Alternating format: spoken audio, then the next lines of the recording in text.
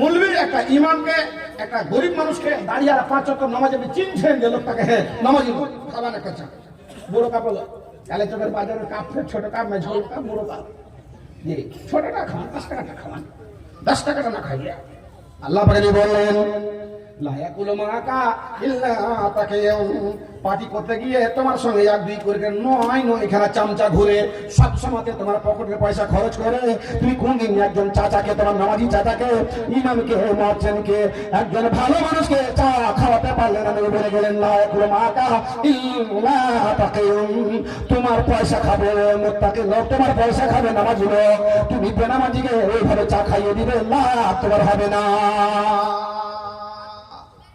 বাচ্চার আমার ভাই আমার বাচ্চার আমার একখানা আধা পাগলা লোককে ধরেছে ধরার পরে বলছে তোমার নাম কি বলছে আব্দুল্লাহ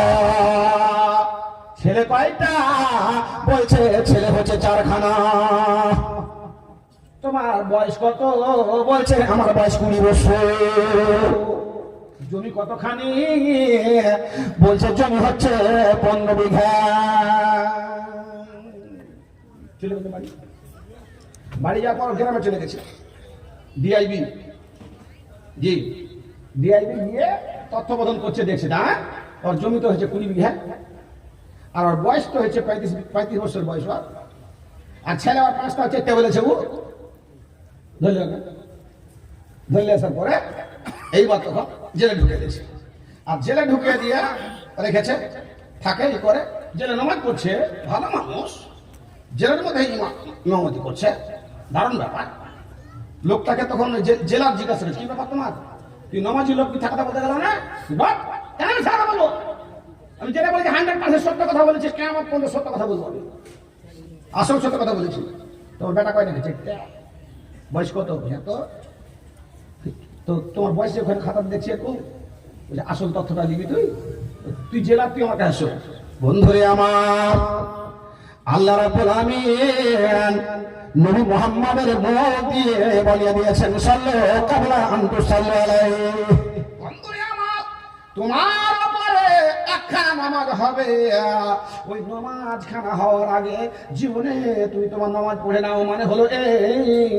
যেমন একটা দিন আসবে যেমন একখানা সময় আসবে সময় যেদিন তোমার ফুরিয়ে যাবে সেই দিন তুমি মরে যাবে ইদা জা আজালুহা লা ইস্তাখিরুনা সাআতাও ওয়া লা ইস্তাকদিমুন তোমার সময় যখন শেষ হয়ে যাবে মৃত্যু সাজায় শুয়ে যাবে মা লাম ইয়াতিহাল কারকারা তখন তোমার আর তওবা কবুল করা হবে না সময় থাকতে আল্লাহর কাছে নিজের গুনাহ খাতাকে উঠিয়ে ধরে ক্ষমা চেয়ে নাও তারপরে তোমার উপরে মরে যাওয়ার পরে একখানা নামাজ হবে নামাজের নাম হবে জানাজার নামাজ জানাজার নামাজ হওয়ার আগে তোমার জীবনের তোমার নামাজগুলো তুমি পড়ে নাও নইলে মানার আযান যিকরি ফাইন্না লাহু মাইশাতান জানহা আল্লাহ পাক রব্বুল আমিনের সময়গুলোকে কেটে দিবে মাত্র 2 ঘন্টা সময় 1 ঘন্টা সময় 70 বছরের মধ্যে মাত্র 2 বছর সময় আল্লাহর কেটে দিয়েছে 23 বছর ঘুমিয়ে কেটে দিয়েছে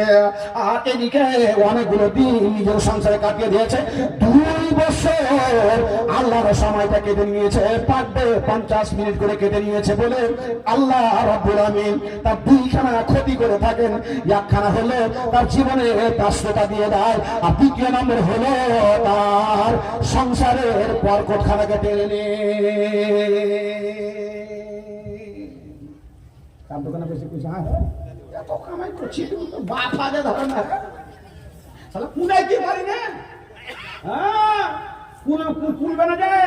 আল্লাহর সময়টা কেটে নিয়ে নিজের সময় তো দিয়েছেন যে এটা আল্লাহর সময় কেটেছেন এটা হক নষ্ট করেছেন আল্লাহ বলছে ইন্নাল্লাহ ইয়ামুরুকুম আন তুআদ্দুল আমানাতি ইলা আহলিহা ভাবছেন আমার আল্লাহ রাব্বুল আলামিন ব্যস্ততা জুড়ে দেয় যে আল্লাহর সময় কেটে দিলেন দেখেন ব্যস্ততা কত আছে নামাজের অত ব্যস্ততা নেই যে নামাজ পড়ে ব্যস্ততা আছে কন্ট্রোলে আছে আপনি পরীক্ষা করবেন কালকে থেকে আর বেনামাজির ব্যস্ততা ফোন ধরে বল পায় না কখন কি করে দূর শালা সাইলেন্ট করে দেবে ফোন সাইলেন্ট করে দেবে এত ব্যস্ত আর ব্যস্ততা প্রমাণ হয়েছে কখন স্বামী যখন অসুখ হয়েছে মালদা নার্সিংহোমে তখন সময় বের করতে পেরেছে আর দিদি বোন মা খালা ফুপু আত্মীয় স্বজন অসুখ হয়েছে যেতে পারেনি বাড়তি কথা বললাম নাকি জি কাজে ভয় করে কথা বলতে হয়েছে তাহলে ইমামকে সাক্ষী করছি। বন্ধু আমি আয়াত দিয়েছি আপনাকে, বাপজান আমার,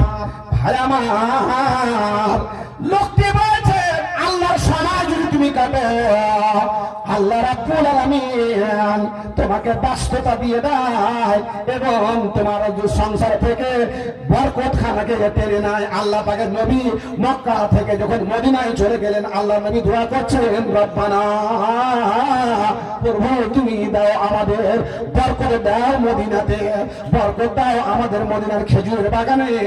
বরকত দাও, আমাদের তারাজুতে বরকত দাও, ওজনে বরকত দাও গমে। এই করে আল্লাহ পাকে দোয়া করছেন এবং বললেন ইনকাম করা বড় কথা নয়, আয় করাটা বড় কথা নয়। আয় ইনকাম করার পরে, ধান মারার পরে, গম ভুট্টা মাঙার পরে, তার মধ্যে বরকতটা হচ্ছে বড় জিনিস। আল্লাহ তুমি আমাদের মাল ধন দেশে, আমাদের তারাজুর পাল্লাতে বরকত দাও। আসল কথাটা বলো বন্ধু। আসল কথা হলো এই, আমার বয়স আসলে 35 বছর। আল্লাহ রাব্বুল আলামিন কিয়ামতের করে জিজ্ঞাসা করবেন, আন উমরে, হে তোকে সময় দিয়েছেন 50 বছর, কি কোথায় পাই বিধান করেছো? বন্ধুরে 50 বছর আয়ু, 17 বছর আয়ু পাওয়ার পরে বাই বিধান আল্লাহর পথে করতে হবে, শরীয়তের বিধি বিধানের পথে করতে হবে, ইনকামের পথে করতে হবে, আলাল পথে করতে হবে। 15 খানা বছর আমি হারাম পথে আমার আয়ুকে বিনিবন্টন করে দিয়েছিলাম, তার জন্য 15 বছরকে ধরি নাই, 15 বছর কেটে ফেলে দিয়ে 20 বছর থেকে আমি ইবাদত বান্দেগি আল্লাহর পথে আমার সময়কে বয় বিধান করছি বলে 20 বছর ধরেছি, 15 বছরকে কেটে ফেলে দিয়েছি।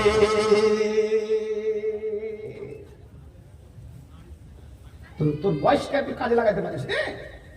কিয়ামতের কোটা আল্লাহ বললেন, ফিমা আফনাহু আবলাহু, কিসে বয়টাকে নষ্ট করেছিলি? পিকনিক করাতে, খালি জুয়া তামাশা মদ পিঠা শিখাতে না, মাত্র 15 মিনিট 10 মিনিট করে স্পিডে যদি নামাজ পড়েন তো 10 মিনিটে নামাজ শেষ হয়ে যাবে। যে একটু এক্সপ্রেস গাড়িও আছে, লোকাল গাড়িও আছে, যে একটু ফুল স্পিড দিয়ে দেন, কখন লাগবে একদম বাইছে 3-4টা সূরাকে একদম ধুইনা মুখস্থ করেন, ইন্না তাইনা কুল আল্লাহ আহাদ আর কুল নাস, বাস ফাড়া মারেন। আলহামদুলিল্লাহ আর কুন্না তাইনা লাগিয়ে দেন। আর কুল হাল্লা, একটা সাহাবী এসে বলছে, হুজুর আমি কুল হাল্লা সব সময় করছি, যখন সব সময় বলছে আল্লাহ তোকে পছন্দ করবে। এটা সূরা কেন পছন্দ করছে? এটা তো আল্লাহর বংশ পরিচয়, আল্লাহর বংশ পরিচয় আছে, তার জন্য ঈশ্বরের কুল হাল্লা আহাদ। তুমি বলো আল্লাহ এক, আল্লাহ সব নির্ভর, আল্লাহ কেউ নাই, আল্লাহ কারো পেট হয়নি, আল্লাহর পেট থেকে হয়নি। আমি খুব পছন্দ করি। আল্লাহ বলেন আল্লাহ তোমাকে পছন্দ করে। ছোট্ট ছোট্ট সূরা দিয়ে পড়েন, কালকে ঘড়ি দেখে নামাজ পড়েন, কয় মিনিট লাগে।